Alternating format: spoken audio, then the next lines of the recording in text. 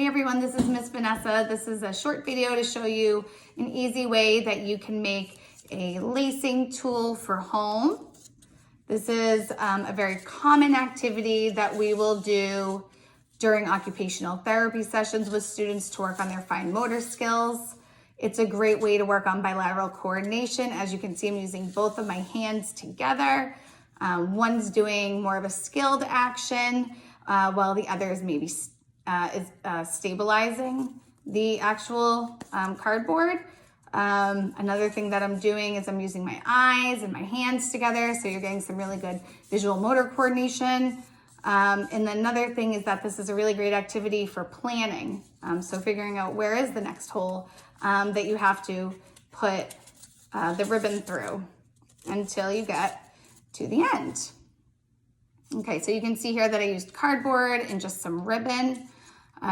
You can use any items that you've been recycling over the past few weeks. Cereal boxes are pretty good. They're very stiff, so they'll hold their holes. A piece of cardboard that I already started making holes in.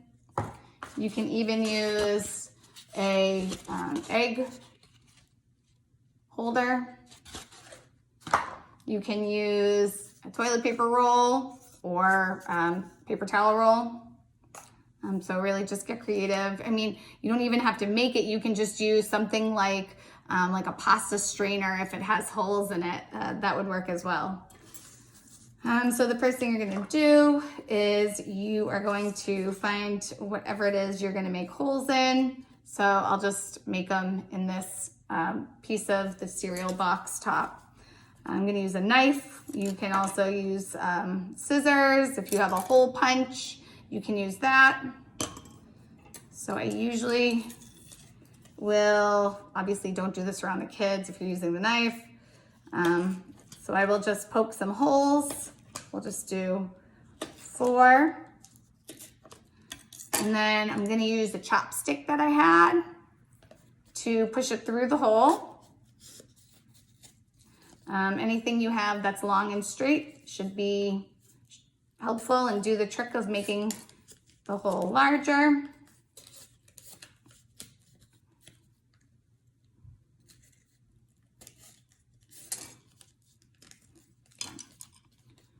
So now you can see that I have 4 holes. So now I'm gonna figure out what I'm going to lace with.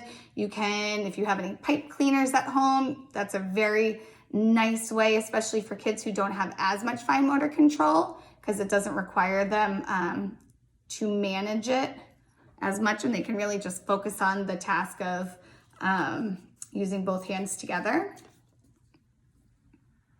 You can use a smaller piece of yarn. This would be really good if you're working on that pincer grasp development for kids. You can use something larger, easier to manage.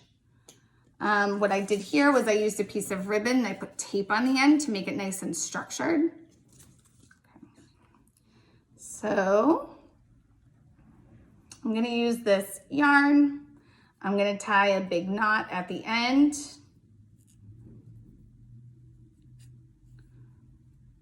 And then I'm gonna get a piece of my tape.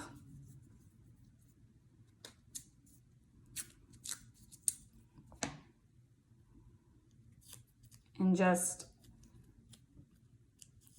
really put it around the end to make it nice and structured. It also serves as a visual cue for the child so that they know where to pinch. Okay. And then you're done. I mean, if you wanted to do it on a piece of cardboard, you can make it really fancy, whatever you want.